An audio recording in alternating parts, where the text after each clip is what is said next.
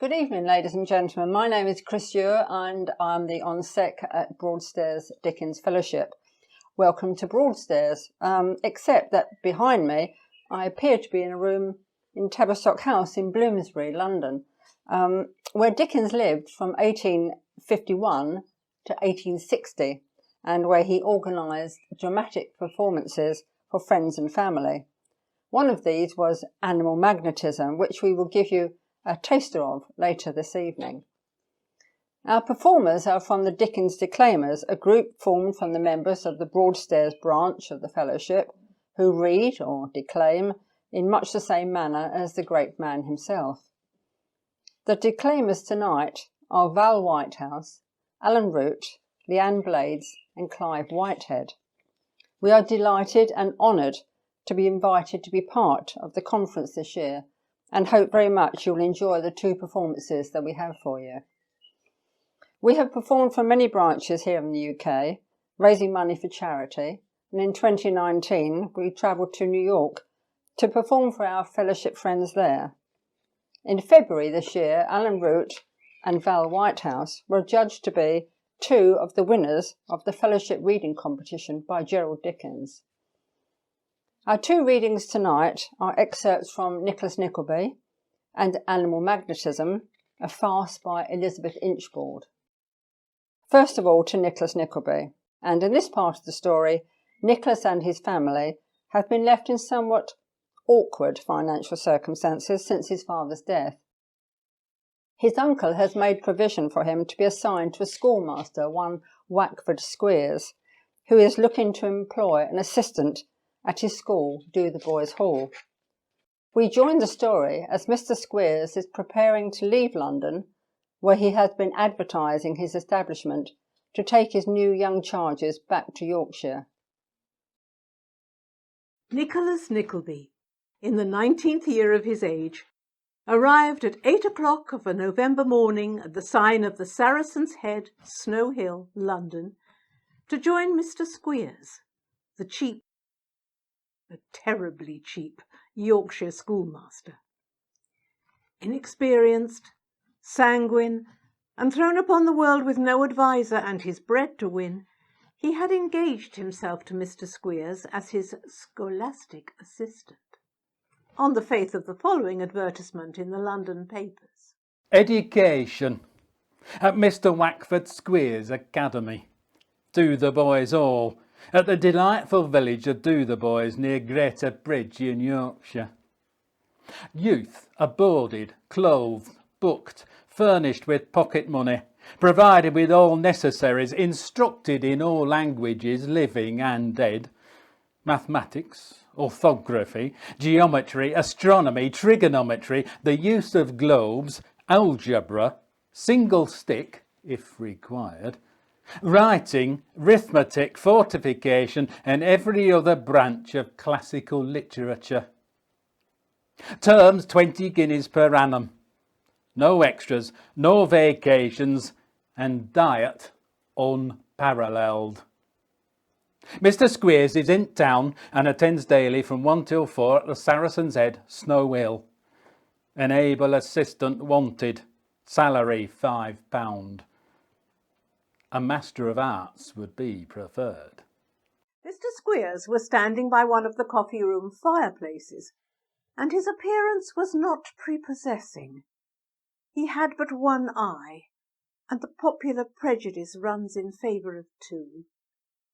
The blank side of his face was much puckered up, which gave him a sinister appearance, especially when he smiled, at which times his expression bordered on the villainous. He wore a white neckerchief with long ends, and a scholastic suit of black, but his coat sleeves being a great deal too long, and his trousers a great deal too short, he appeared ill at ease in his clothes, as if he were in a perpetual state of astonishment at finding himself so respectable.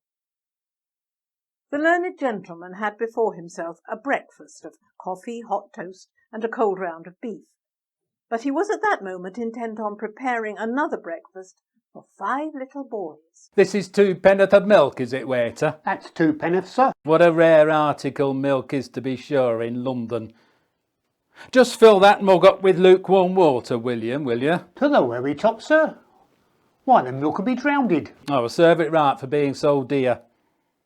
You ordered that thick bread and butter for 3, did you? Coming directly, sir. Well, you needn't hurry yourself. There's plenty of time. Conquer your passions, boys, and don't be eager for victuals. As he offered this moral precept, he took a large bite out of the cold beef and recognised Nicholas. Sit down, Nickleby. Here we are a-breakfasting, you see. Oh, that's milk and water, is it, William? Here's richness. Think of the many beggars and orphans in streets that'll be glad of this, little boys. Now, when I say number 1, boy on left hand nearest window may take a drink. And when I say number 2, boy next him will go in, and so we come to number 5. Are you ready? Yes, sir. Keep ready till I tell you to begin. Subdue your appetites and you've conquered human nature. This is the way we inculcate strength of mind, Mr. Nickleby. Thank God for a good breakfast, eh? Right, number 1 may take a drink. Number 1 seized the mug ravenously and had just drunk enough to make him wish for more when Mr. Squeers gave the signal for number 2, who gave up at the like interesting moment to number 3, and the process was repeated until the milk and water terminated with number 5. And now you better look sharp with your breakfast, for the coach horn will blow in a minute or two, and everybody leaves off. The boys began to eat voraciously, while the schoolmaster, who was in high good humour after his meal, picked his teeth with a fork and looked on. In a very short time the horn was heard. I thought it wouldn't be long. But what you haven't had time to eat in there, boys, you'll want it on road. They certainly did want it on the road, and very much too, for the journey was long, the weather intensely cold, and a great deal of snow fell from time to time, and the wind was intolerably keen. Mr. Squeers got down at almost every stage to stretch his legs, he said, and as he always came back with a very red nose and composed himself to sleep directly, the stretching seemed to answer. It was a long journey, but the longest lane has a turning at last, and late in the night the coach put them down at a lonely roadside inn, where they found in waiting 2 labouring men, a rusty pony chaise, and a cart. Put the boys and boxes in the cart, and this young man and me will go in the chairs. Well, get in, Nickleby. Nicholas obeyed. Mr. Squeers, with some difficulty inducing the pony to obey too, they started off, leaving the cart load of infant misery to follow at leisure. Are you cold, Nickleby? Rather, sir, I must say. Well, I don't find fault with that. It's a long journey, this weather. Is it much further to do the boys' hall, sir? About 3 mile. But you needn't call it a hall down here. Fact is, it ain't a hall. Well, we call it a hall up in London because it sounds better, but they don't know it by that name in these parts. Well, our man may call his house an island if he likes. There's no Act of Parliament against that, I believe. Squeers eyed him at the conclusion of this little dialogue, and finding that he'd grown thoughtful, contented himself with lashing the pony until they reached their journey's end, when he ushered him into a small parlour, scantily furnished, where they'd not been a couple of minutes, when a female bounced into the room and, seizing Mr. Squeers by the throat, gave him 2 loud kisses, one after the other, like a postman's knock. This lady was of a large, raw-boned figure, about a head taller than Mr. Squeers, and was dressed in a dimity night-jacket with her hair in papers and a dirty nightcap. How's my Squeery? Quite well, my love. How's the cows? Oh, the cows is all right, every one of them. And the pigs? Pigs is as well as there was when you went away. Hey, come, that's a blessing. The boys are all as they were, I suppose. Yes, the boys is well enough. Only that young pitcher's had a fever. No, damn the chap. Well, he's always something of that sort. Pending these endearments, Nicholas had stood awkwardly enough in the middle of the room, not very well knowing whether he was expected to retire into the passage. He was now relieved from his perplexity by Mr. Squeers. This is the young man, my dear. Here, a young servant girl brought in some cold beef, and this being set upon the table, a boy, addressed by the name of Smike, appeared, with a jug of ale. Mr. Squeers was emptying his greatcoat pockets of letters and other small documents he'd brought down. The boy glanced with an anxious and timid expression at the papers, as if with a sickly hope that one among them might relate to him. The look was a very painful one, and it went to Nicholas's heart at once, for it told a long and a very sad history. It induced him to consider the boy more attentively, and he was surprised to observe the extraordinary mixture of garments which formed his dress. Although he could not have been less than 18 or 19, and was tall for that age, he wore a skeleton suit, such as was then usually put upon a very little boy. In order that the lower part of his legs might be in keeping with this singular dress, he had a very large pair of boots, originally made for tops, which might have been once worn by some stout farmer, but were not too patched and tattered for a beggar. God knows how long he'd been there, but he still wore a tattered child's frill, only half concealed by a coarse men's neckerchief. He was lame, and as he feigned to be busy in arranging the table, he glanced at the letters with a look so keen, and yet so dispirited and hopeless, that Nicholas could hardly bear to watch him. What are you bothering about, Smike? Let things alone, can't you? Eh? Oh, it's you, is it? Yes, sir. Is the Well, what are you stammering at? have you? Did anybody? Has nothing been heard about me? Devil a bit, not a word. Never will be.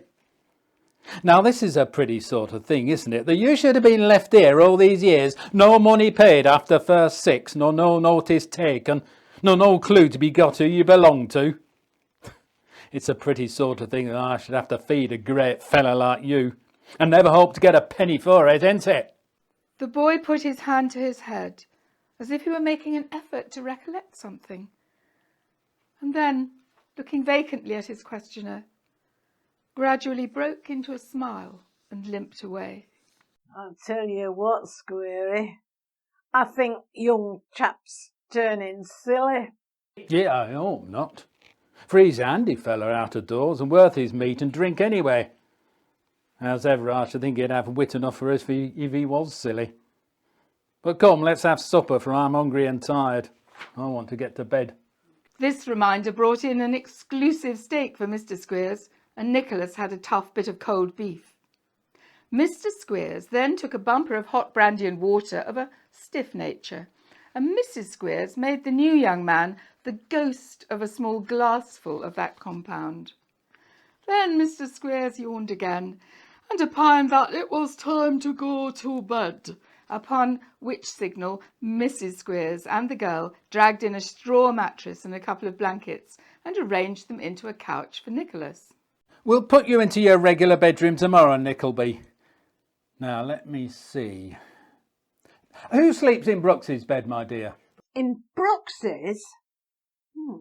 Well, there's Jennings, Little Boulder, Greymarsh, and what's his name? Yeah, that's all there is. Yes, Brooks is full. Well, there's a place somewhere, I know, but I can't at this moment call to mind where. However, we'll have all that settled tomorrow. Good night, Nickleby. At 7 o'clock in the morning, mind. I shall be ready, sir. Good night. I don't know, by the way, who's dialed to put you on, but if you'll make shift with something tomorrow morning, Mrs. Squeers will arrange that in the course of the day. My dear, don't forget. Mr. Squeers then nudged Mrs. Squeers to bring away the brandy bottle, lest Nicholas should help himself in the night. And the lady, having seized it with great precipitation, they retired together. A ride of 200 and odd miles in the winter weather is a good softener of a hard bed, perhaps even a sweetener of dreams, for those which came to Nicholas and whispered their airy nothings were of the happy kind. He was making his fortune very fast indeed, in his sleep, when the faint glimmer of a candle shone before his eye, and Mr. Squeers' voice admonished him that it was Time to get up! Past 7, Nickleby. Has the morning come already, sir? Aye, that it has. Ready ice too. Now, Nickleby, come, tumble up. And Nicholas tumbled up and proceeded to dress himself by the light of Mr. Squeers' candle. Here's a pretty go. The pump's frozen. You can't wash yourself this morning. Not wash myself, sir? Not a bit of it. So you must be content with giving yourself a dry polish till we break the ice in the well and get a bucketful out for the boys.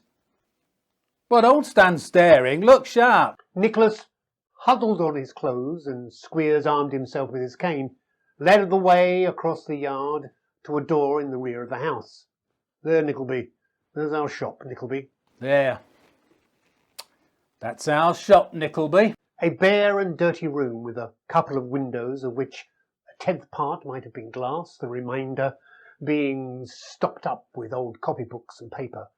A couple of old desks cut and notched and inked and damaged in every possible way. 2 or 3 forms, a detached desk for Squeers, another for his assistant. Walls so discoloured that it was impossible to tell whether they had ever been touched with paint or whitewash.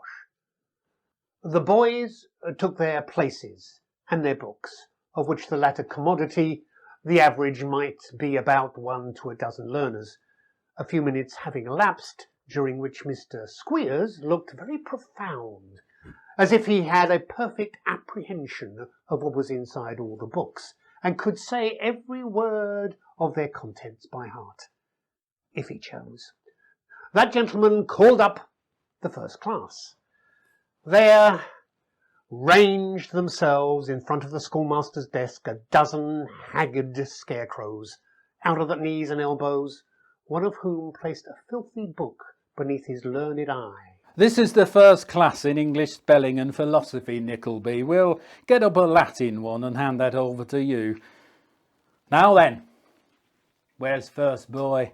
Please, sir, he's cleaning the back parlour window.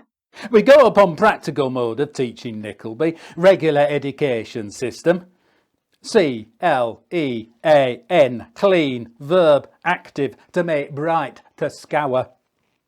W-I-N, win, D-E-R, window, a casement. Now when boys knows this out of book, he goes and does it. It's just the same principle as the use of the globes. Now where's second boy? Please, sir, he's weeding the garden. To be sure, so he is. B-O-T, bot, T-I-N, tin, bottin, N-E-Y, botany. Noun, substantive, a knowledge of plants. Now when he's learnt that botany means a knowledge of plants, he goes and knows them. That's our system, Nickleby. Third boy, what's an horse? A beast, sir. So it is, ain't it, Nickleby? I believe there is no doubt of that, sir. Well, of course there ain't. A horse is a quadruped, and quadruped's Latin for beast. As you're perfect in that, boy, go and look after my horse and rub him down, or I'll rub you down. Rest of class, go and draw water up till somebody tells you to leave off, for it's washing day tomorrow, they want cuppers filled. So saying, he dismissed the first class to their experiments in practical philosophy, eyed Nicholas with a look half cunning and half doubtful, as if he were not altogether certain what he might think of him by this time. That's the way we do it, Nickleby. A very good way it is. Now, just take them 14 little boys and hear them some reading, because, you know, you have to begin to be useful, and idling about here won't do. It was Mr. Squeers' custom to call the boys together and make a sort of report after every half-yearly visit to the metropolis. So, in the afternoon, the boys were recalled from house window, garden, stable, and cowyard, and the school were assembled in full conclave. Let any boy speak word without leave, and I'll take the skin off that boy's back. Boys, I've been to London, and have returned to my family and you as strong and as well as ever. I've seen the parents of some boys, and they're so glad to hear how their sons are getting on that there's no prospect at all of their sons going away, which of course is a very pleasant thing to reflect upon for all parties. I have had disappointments to contend against. Boulder's father was £2.10 short. Where is Boulder? Come here, Boulder. An unhealthy-looking boy, with warts all over his hands, stepped from his place at the master's desk and raised his eyes to the master's face, his own quite white from the rapid beating of his heart. Boulder, if your father thinks that because it... Why? What's this, sir? He caught the boy's hand by the cuff of his jacket. I can't help the warts, sir. They will come. It's the dirty work, I think, sir. At least, I don't know what it is, sir, but it's not my fault. Boulder, you're an incorrigible young scoundrel. And as the last thrashing did you no good, we must see what another will do towards beating it out of you. Mr. Squeers fell upon the boy and caned him soundly. There, rub away as hard as you like. You won't rub that off in a hurry. Now, let's see. A letter for Cubby. Oh. Cubby's grandmother is dead, and his Uncle John has took to drinking, which is all the news his sister sends, except 18p, which would just pay for that broken square of glass. Mrs. Squeers, my dear, will you take the money?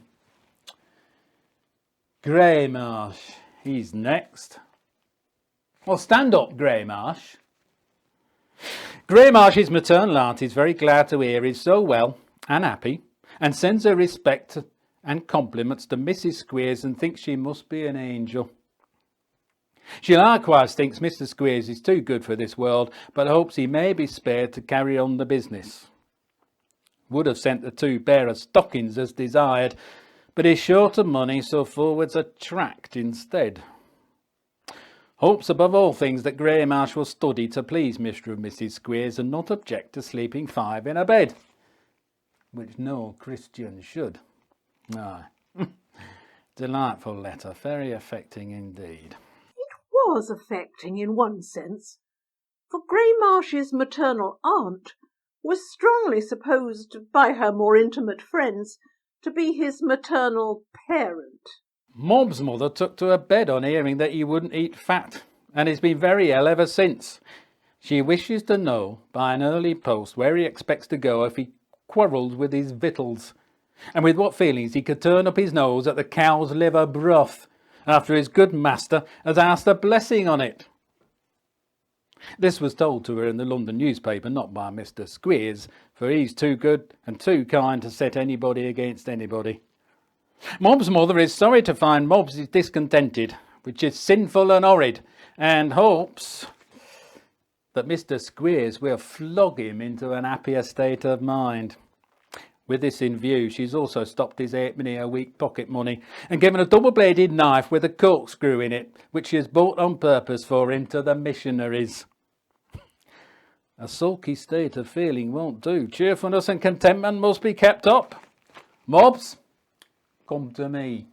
The unhappy Mobs moved slowly towards the desk, rubbing his eyes in anticipation of good cause for doing so, and soon afterwards retired by the side door with as good cause as a boy need have. Mr. Squeers then proceeded to open a miscellaneous collection of letters, some enclosing money, which Mrs. Squeers took care of, and others referring to small articles of apparel, such as caps and so forth, all of which the same lady stated to be too large or too small for anybody but young Squeers, who would appear to have had most accommodating limbs, since everything that came into the school fitted him. In course of time, Squeers retired to his fireside, leaving Nicholas to take care of the boys in the schoolroom, which was very cold, and where a meal of bread and cheese was served shortly after dark. There was a small stove in the corner of that room, which was nearest to the master's desk, and by it Nicholas sat down, depressed and self-degraded. As he was absorbed in meditation, he encountered the upturned face of Smike, on his knees before the stove, picking a few cinders from the hearth and planting them on the fire. When he saw that he was observed, he shrunk back, expecting a blow. You need not fear me. Are you cold? No, oh, You are shivering. I'm not cold. I'm used to it. Poor, broken-spirited creature. If I had struck the wretched object, he would have slunk away without a word, but now only burst into tears. Oh dear, my heart will break. It will. Hush. Be strong like an adult. You are nearly one by years, God help you. Oh, by years. Oh dear, how many of them? How many of them since I was a little child, younger than any of them that I am now? Where are they all? Whom do you speak of? All my friends, myself. Oh, what sufferings mine have been. There is always hope. No, none for me. Do you remember the boy that died here? I was not here, you know. But what of him? I was with him at night, and when it was all silent, he cried no more for friends he wished to come and sit with him, but he began to see friends' faces around his bed that come from home. He said they smiled and talked to him, and he died at last, lifting his head to kiss them. Oh, what faces will smile on me when I die here? Who will talk to me in those long nights that cannot come from home? Oh, they would frighten me if they did, for I don't know what home is. Pain and fear for me, alive or dead. No hope. The bell rang to bed, and the boy crept away. With a heavy heart, Nicholas soon afterwards retired. No, not retired. There was no retirement there. Nicholas simply followed to the dirty and crowded dormitory. Miss Fanny Squeers was in her 23rd year. If there be any grace of loveliness quite inseparable from that period of life, Miss Squeers must be presumed to have been possessed of it. She was not tall like her mother, but short like her father, from whom she inherited a remarkable expression of the right eye, something akin to having none at all. Miss Squeers had been spending a few days with a neighbouring friend and had only just returned to the parental roof. Questioning the girl regarding the outward appearance and demeanour of Mr. Nickleby, the girl returned such enthusiastic replies, coupled with so many praises of, oh, his beautiful dark eyes, and his sweet smile, and, oh, his straight legs, upon which last-named article she laid particular stress, the general run of legs at Dotheboys being crooked. So Miss Squeers was not long in arriving at the conclusion that Mr. Nickleby must be a very remarkable person, or as she herself significantly phrased it, "summat quite out of the common." And so Miss Squeers made up her mind that she would take a personal observation of Nicholas the very next day. In pursuance of this design, the young lady watched the opportunity of her mother being engaged and her father absent, and went accidentally into the schoolroom to get a pen mended, where, seeing nobody but Nicholas presiding over the boys, she blushed very deeply and exhibited great confusion. Oh, I beg your pardon. I thought my pa was, or might be. Oh, dear me, how very awkward. Mr. Squeers is out. Do you know, will he be long, sir? He said about an hour. Oh, thank you. I'm very sorry I intruded, I am sure. Miss Squeers said this, glancing from the pen in her hand to Nicholas at his desk and back again. If that is all you want, perhaps I can supply his place. Miss Squeers glanced at the door, as if dubious of the propriety of advancing nearer to a male stranger, and then glanced about the schoolroom, as if in some measure reassured by the presence of 40 boys, and then sidled up to Nicholas and delivered the pen into his hand.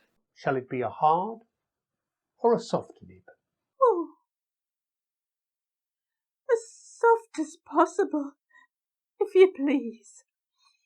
Miss Squeers thought, "Oh, he has a beautiful smile."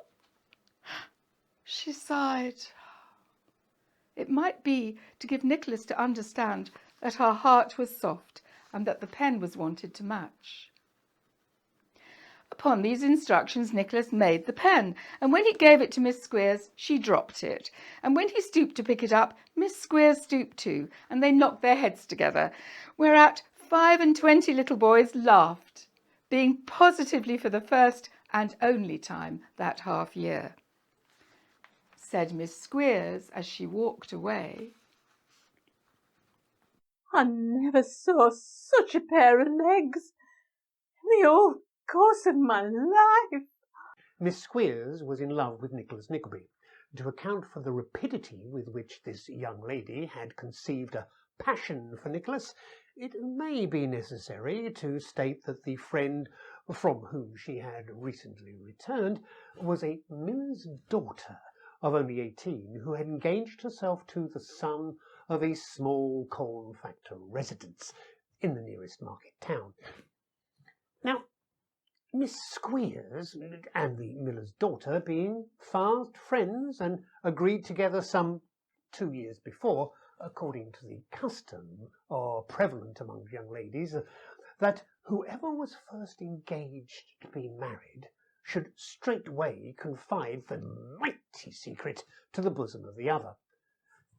In fulfilment of which pledge, the miller's daughter, when her engagement was formed, came out express at 11 o'clock at night, as the corn factor's son made an offer of his hand and heart at 25 minutes past 10, and rushed into Miss Squeers' bedroom with the gratifying intelligence. Now, Miss Squeers, being 5 years older, had been more than commonly anxious to return the compliment, but either in consequence of in finding it hard to please herself or harder still to please anybody else, she had never had the opportunity of doing so. The little interview with Nicholas had no sooner passed than Miss Squeers put on her bonnet and made her way with great precipitation to her friend's house, and revealed how she was, well, not exactly engaged, but going to be, to a gentleman's son, none of your corn factors, to a gentleman's son of high descent, who had come down as a teacher to do the boys' hall under the most mysterious and remarkable circumstances. Indeed, Miss Squeers more than hinted that he had been induced by the fame of her many charms to seek her out and woo and win her. Oh, I should like to see him. So you shall, Tilda. I should consider myself one of the most dishonourable creatures alive if I denied you. Mother's going away tomorrow for 2 days to fetch some boys. And when she does, I'll ask you and your intended, John Browdy, up to tea and have him to meet you. When such an opportunity like Miss Squeers going away for a few days occurred, it was Mr. Squeers' custom to drive over to the market town every evening on the pretence of urgent business and stop there till 10 or 11 o'clock at a tavern he much affected. As the contemplated party was not in his way, but rather afforded a means of compromise with Miss Squeers, he readily yielded his assent and willingly told Nicholas that he was expected to take his tea in the parlour that evening at 5 o'clock.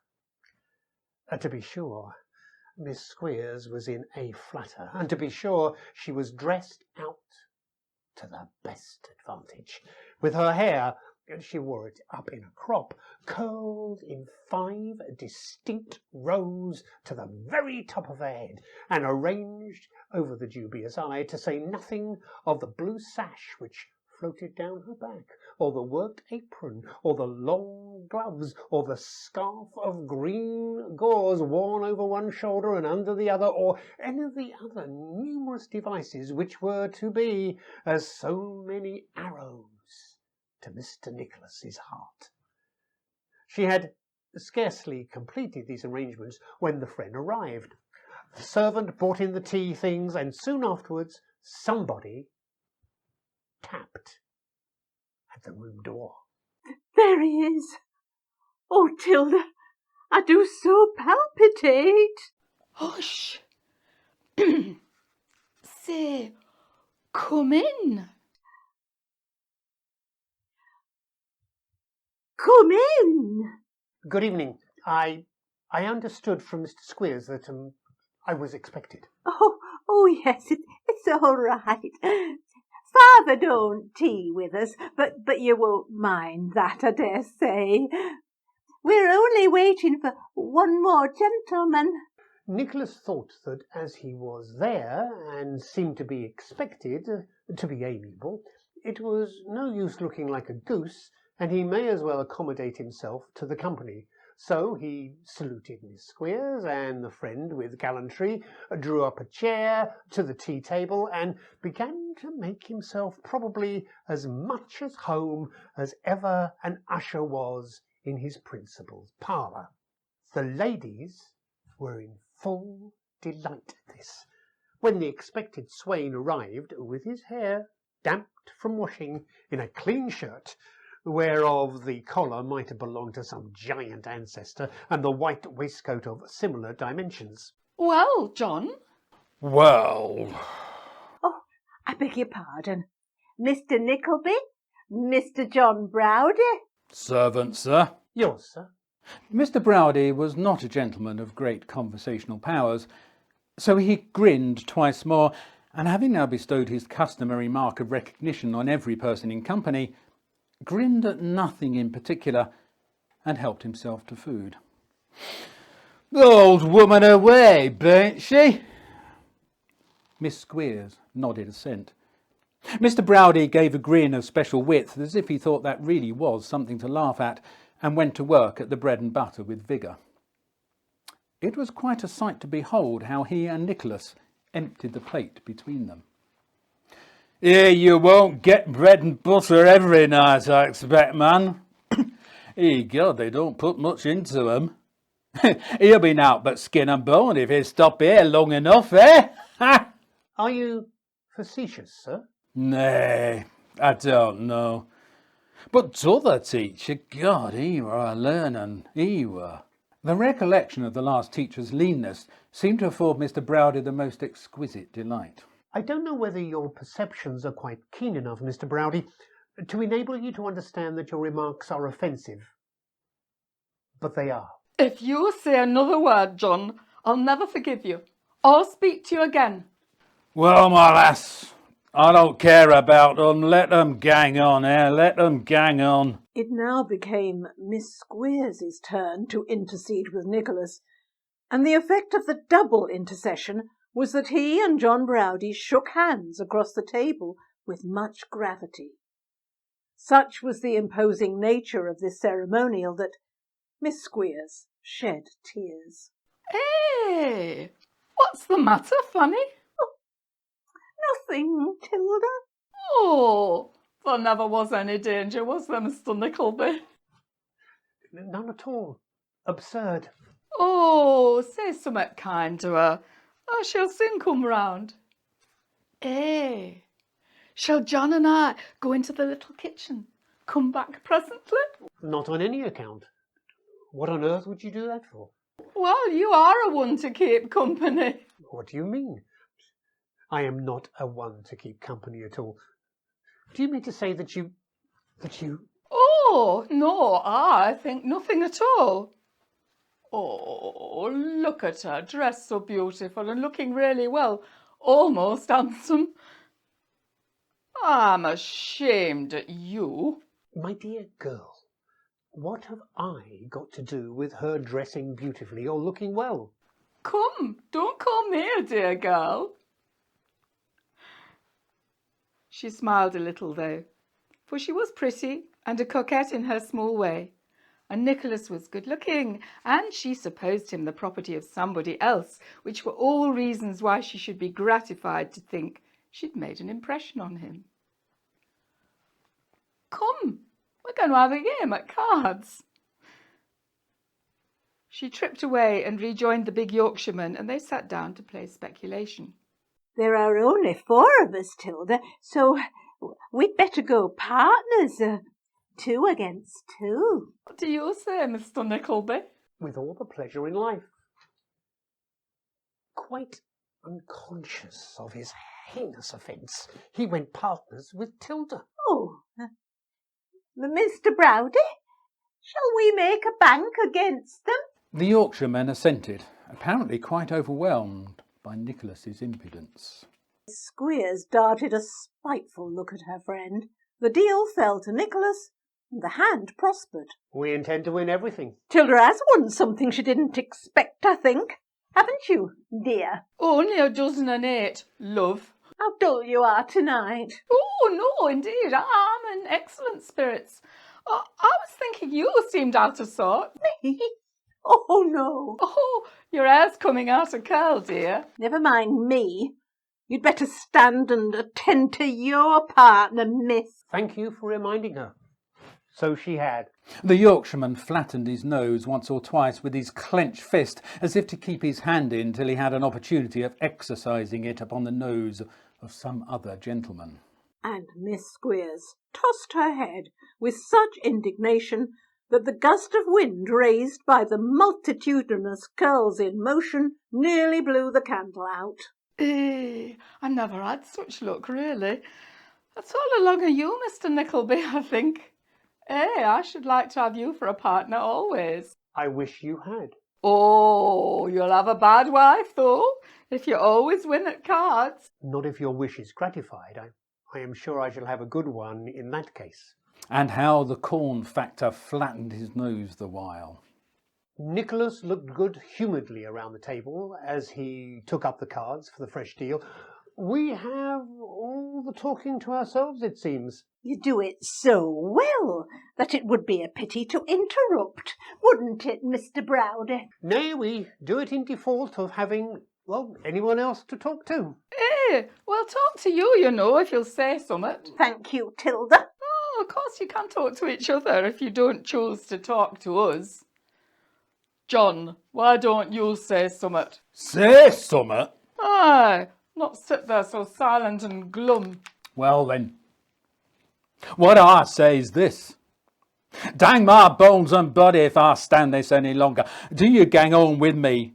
And do you, young whipster, look sharp out for broken head next time you come under my hand. Oh, mercy on us, what's all this? Here, Miss Squeers burst into tears, in part from vexation, and in part from an impotent desire to lacerate somebody's countenance with her fair fingernails. Why, it's funny in tears now. What can be the matter? Oh, you don't know, miss, of course. You don't know. Pray don't trouble yourself to inquire. Well, I'm sure. And who cares whether you are sure or not, ma'am? Oh, you are monstrous polite, mum. I shall not come to you to take lessons in the art, ma'am. Oh, you needn't trouble to make yourself any plainer than you are. That's quite unnecessary, mum. I thank God and congratulate myself on not being possessed of the envious feelings of other people. Here, Miss Squeers made some general remark touching the danger of associating with low persons. In which Miss Tilda Price entirely coincided. Tilda, artful and designing Tilda. I wouldn't have a child named Tilda, not to save it from its grave. Well, as a matter of fact, Fanny, it'll be time enough to think about naming of it when it comes. It was at this point John Browdie, a little nettled, wound up the evening. Poor creature Smike. Since the night Nicholas had spoken kindly to him in the schoolroom, had followed him to and fro, content only to be near him. He would sit beside him for hours, and a word would brighten up his careworn face, and call into it a passing gleam even of happiness. Upon this poor being all the spleen and ill humour that could not be vented on Nicholas were bestowed. It was no sooner observed that he had become attached to Nicholas than stripes and blows, morning, noon, and night, were his portion. Squeers was jealous of the influence this man had so soon acquired in the school, and the slighted Miss Squeers now hated Nicholas, and Mrs. Squeers hated him too, and Smike paid for it all. One night the poor soul was poring hard over a book, vainly endeavouring to master some task which a child of 9 years old could have conquered with ease, but which, to the brain of the crushed boy of 19, was a hopeless mystery. Nicholas laid his hand upon his shoulder. Oh, I can't do it. Do not try. You will do better when I'm gone. Oh, gone? Are you going? I cannot say. I was speaking more to my own thoughts than to you. I shall be driven to that at last. The world is before me, after all. Oh, is the world as bad and dismal as this place? Heaven forbid its hardest, coarsest toil is happiness to this. Oh, should I ever meet you there? Oh, yes. No. Should I say I should be sure to find you? You would, and I would help you, and not bring fresh sorrow on you as I have done here. The boy caught both his hands and uttered a few broken sounds which were unintelligible. Squeers entered at that moment, and he shrunk back into his old corner. 2 days later, the cold, feeble dawn of a January morning was stealing in at the windows of the common sleeping-room, when Nicholas, raising himself on his arm, looked among the prostrate forms in search of one. Squeers shouted from the bottom of the stairs. Now then, you going to sleep all day up there? We shall be down directly, sir. Down directly, eh? You better be down directly, or I'll be down upon some of you in less time than directly. And where's that Smike? He is not here, sir. Don't tell me a lie. He is. He is not, and don't you tell me one. Squeers bounced into the dormitory, and swinging his cane in the air ready for a blow, darted into the corner where Smike usually lay at night. The cane descended harmlessly. There was nobody there. What does this mean? Where have you hid him? I have seen nothing of him since last night. Come, you won't save him that way. Where is he? At the bottom of the nearest pond, for anything I know. Damn you, what do you mean by that? In fright, Squeers inquired of the boys whether any of them knew anything of their missing schoolmate. There was a general hum of denial, in the midst of which one shrill voice was heard to say, as indeed everybody thought, "Please, sir, I think Smike's ran away, sir." Who said that? Mr. Squeers made a plunge into the crowd and caught a very little boy, the perplexed expression of whose countenance as he was brought forward seemed to intimate that he was uncertain whether he was going to be punished or rewarded for his suggestion. He was not long in doubt. You think he's run away, do you, sir? "Yes, please, sir." And what reason have you to suppose that any boy would want to run away from this establishment? The child raised a dismal cry by way of answer, and Mr. Squeers beat him until he rolled out of his hands. He mercifully allowed him to roll away. There. Now, if any other boy thinks Smike has run away, I should be glad to have a talk with him. Profound silence. Well, Nickleby, you think he's run away, I suppose. I think it extremely likely. Maybe you know he's run away. I know nothing about it. He didn't tell you where he was going, I suppose. He did not, and I am very glad he did not, for it would then have been my duty to have told you. Which no doubt you'd have been devilish sorry to do. I should indeed. Mrs. Squeers had listened to this conversation from the bottom of the stairs, but now, losing all patience, she hastily made her way to the scene of action. "What's all this here to do? What on earth are you talking to him for, Squeery? The cow-house and the stable are locked up, so Smike can't be there, and he's not downstairs anywhere, for the girls looked. He must have gone York way, by a public road. He must beg his way, and he could do that nowhere but on a public road. Now, if you takes the chase and goes one road, and I borrows Swallow's chase and goes t'other, while we're keeping our eyes open and asking questions, one or other of us is moral sure to lay hold of him." The lady's plan was put into execution without delay, Nicholas remaining behind in a tumult of feeling. Death from want or exposure was the best that could be expected from the prolonged wandering of so helpless a creature through a country of which he was ignorant. There was little perhaps to choose between this and a return to the tender mercy of the school. But Nicholas lingered on in restless anxiety until the evening of the next day, when Squeers returned alone. No news of the scamp. Another day came, and Nicholas was scarcely awake when he heard the wheels of a chaise approaching the house. It stopped, and the voice of Mrs. Squeers was heard ordering a glass of spirits for somebody, which was in itself a sufficient sign that something extraordinary had happened.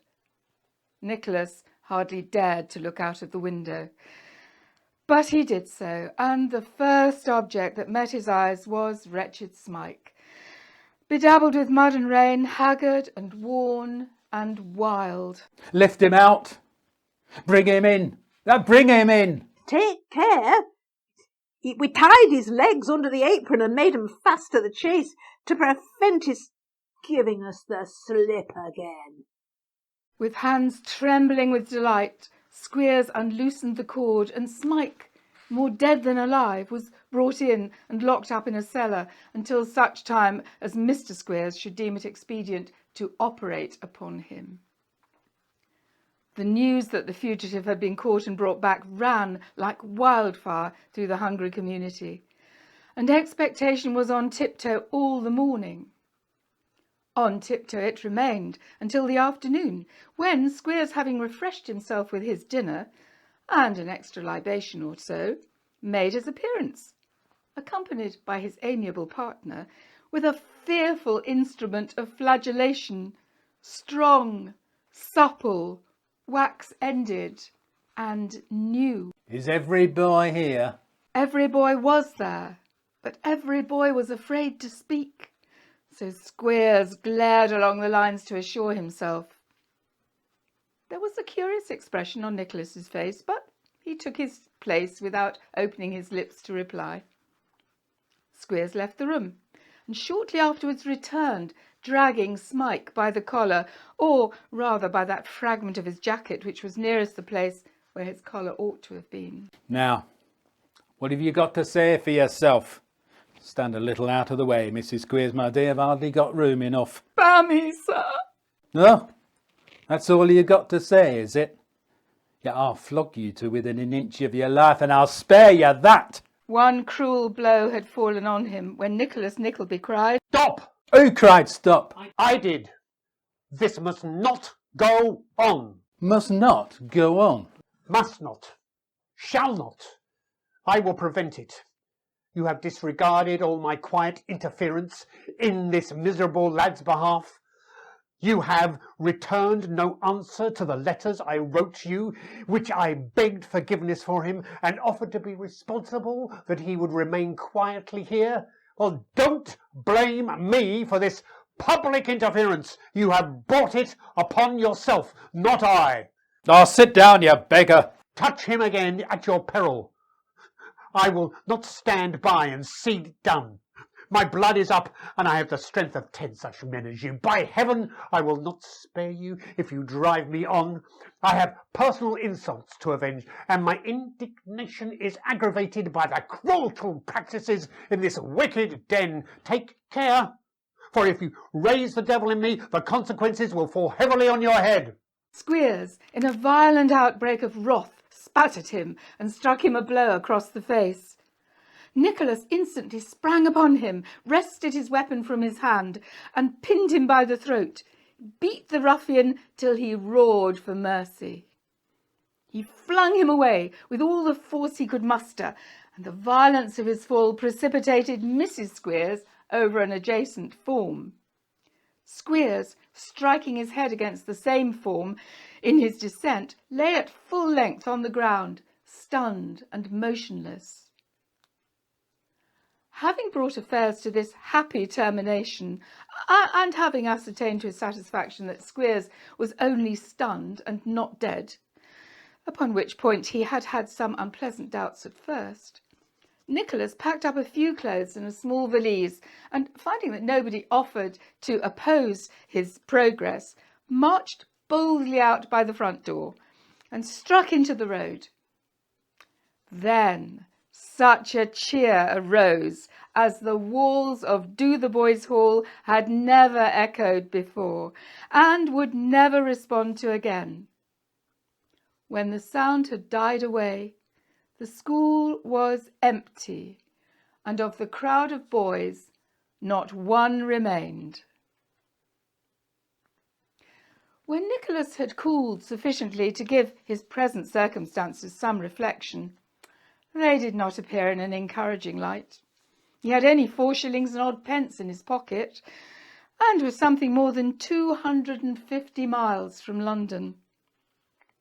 Lifting his eyes, he beheld a horseman coming towards him, discovered to be no other than Mr. John Browdie, carrying a thick ash stick.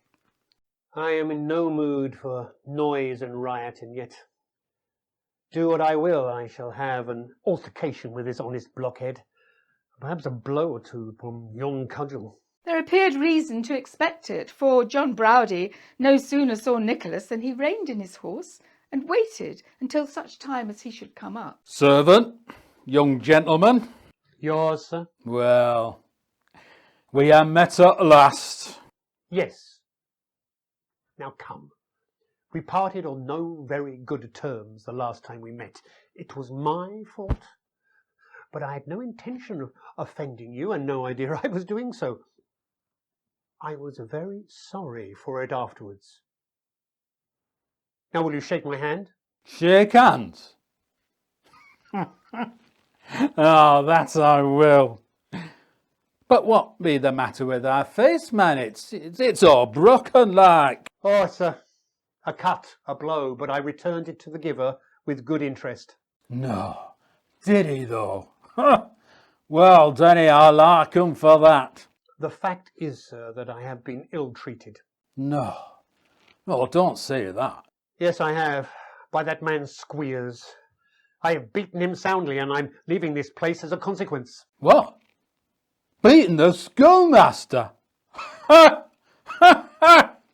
Beaten the schoolmaster?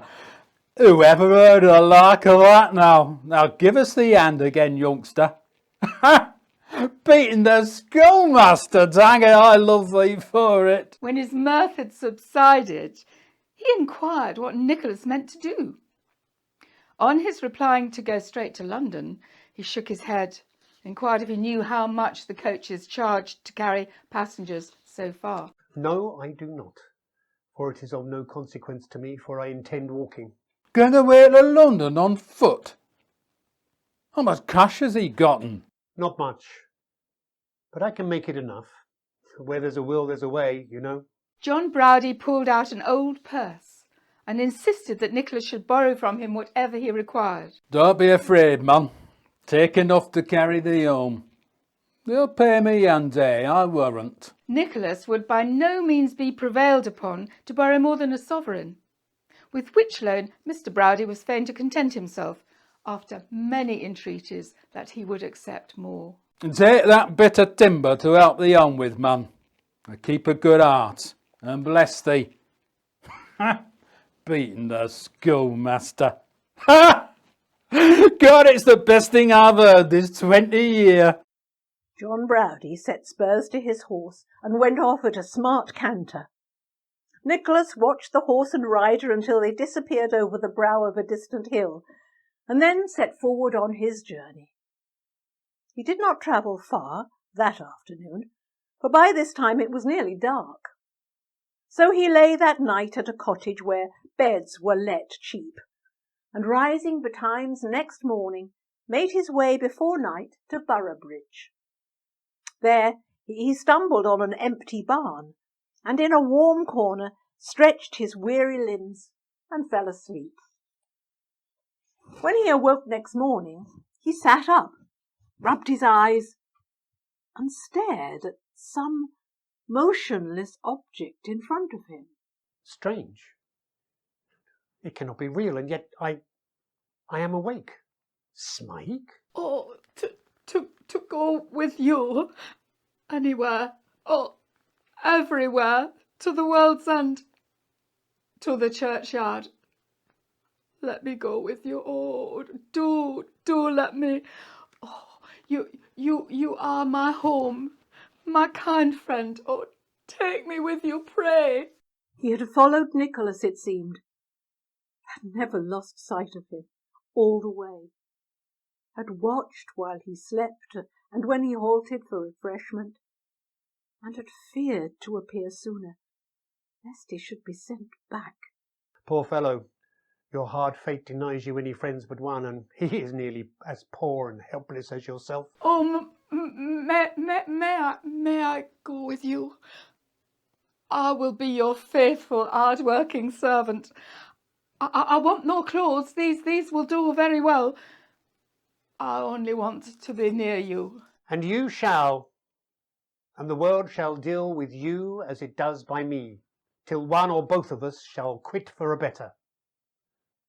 Now come. So he strapped his burden on his shoulders, and taking his stick in one hand, extended the other to his delighted charge. And so they passed out of the barn together.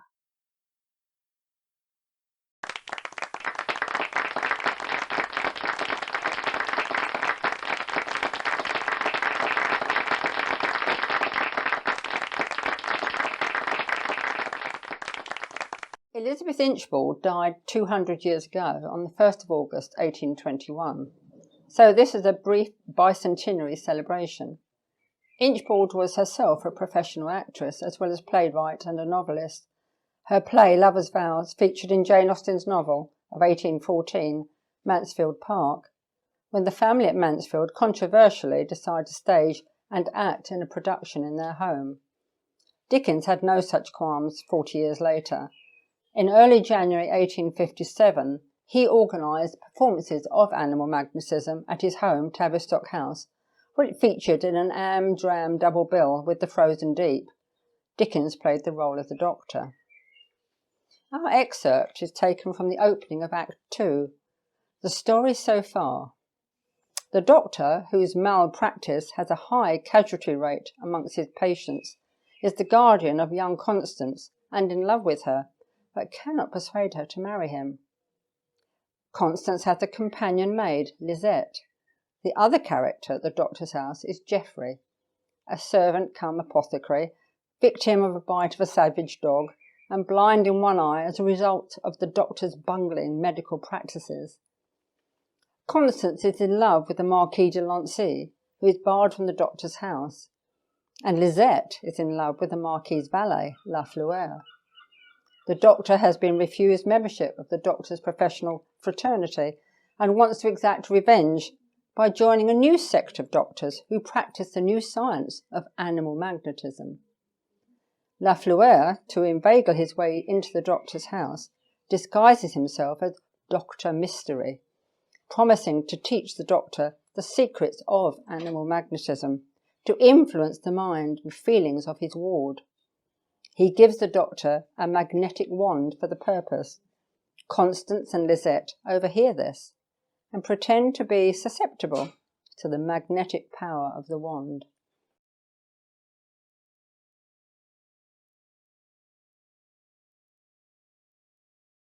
I have received a message from the Marquis.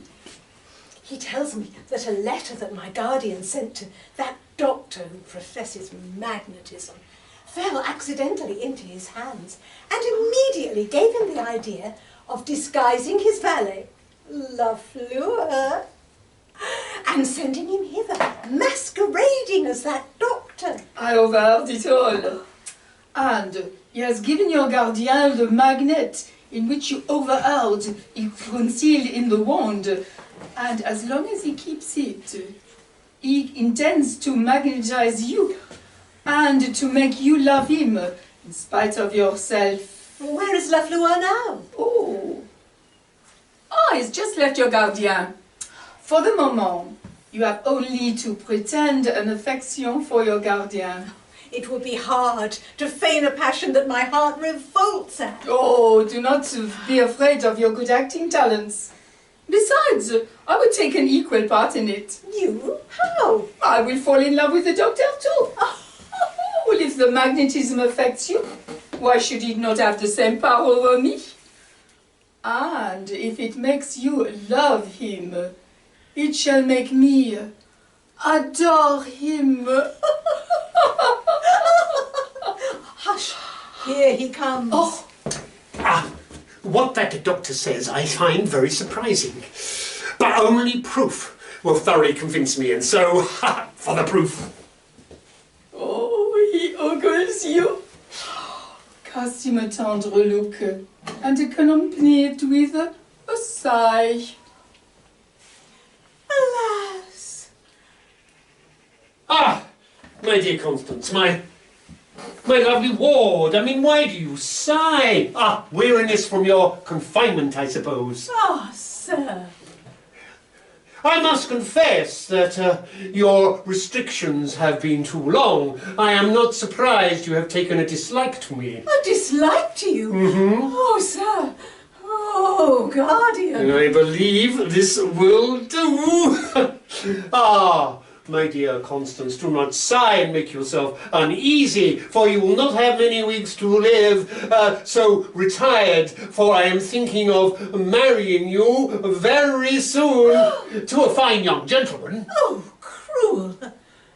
What is this? Do I have the good fortune to be beloved by you? If so, please give me the happiness of hearing it from yourself. Oh, yes.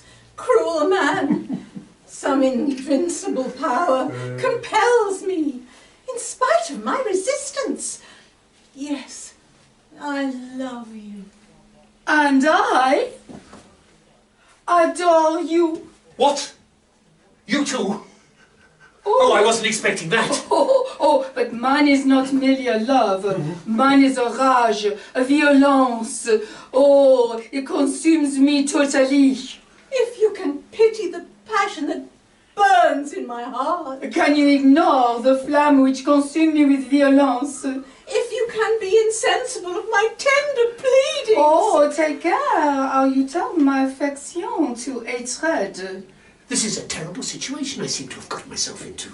The magnetism seems to affect one as it does the other. But this Lisette's love is very troublesome. I know.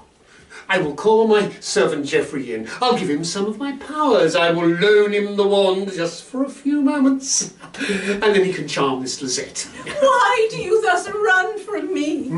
Is this the reward my heart demands? But be not uneasy. Death shall deliver you from this object whose passion you despise. Oh dear, if only you could read what is written on my heart. Oh, sir, behold the state to which you have reduced the pauvre innocente. Oh, if I'm treated with affection, I am gentle, soft, tendre. But if I am neglected, beware, by all that's great and powerful, I will do some strange thing to you, or to my rival. Oh, this Lisette's love is terrible. It makes me tremble. I must put an end to it. Geoffrey! Geoffrey! Yes, sir? Come here. Will you just take this, Geoffrey, and take it to my study? Yes, sir. Directly, sir. Oh, yes. Stop one moment, Geoffrey. Just stop 1 moment. 2 or 3 moments if you wish, sir. I see which way this is going. Oh, let us fall in love with Geoffrey. Oh, with all my heart.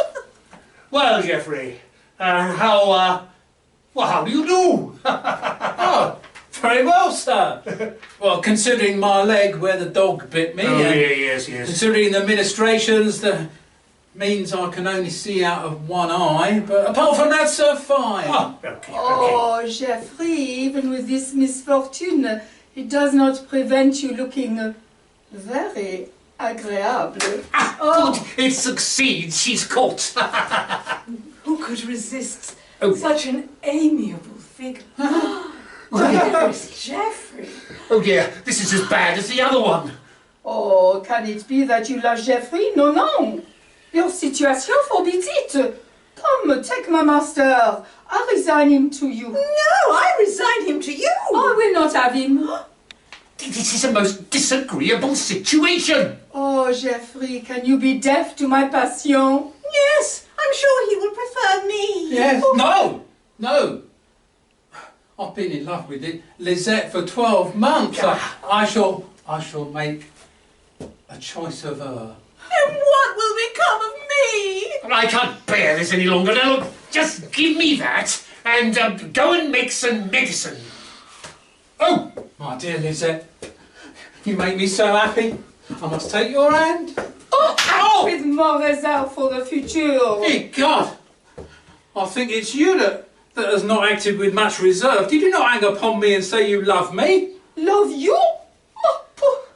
Behold, my master. Oh, no. Oh, do not imagine I could love any but him.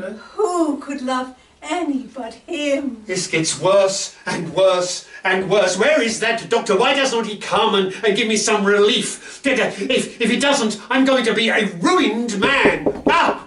Geoffrey, I think that's him at the door. Sir. Hurry up, boy. Yes, sir. Hurry up, man. Straight away, sir.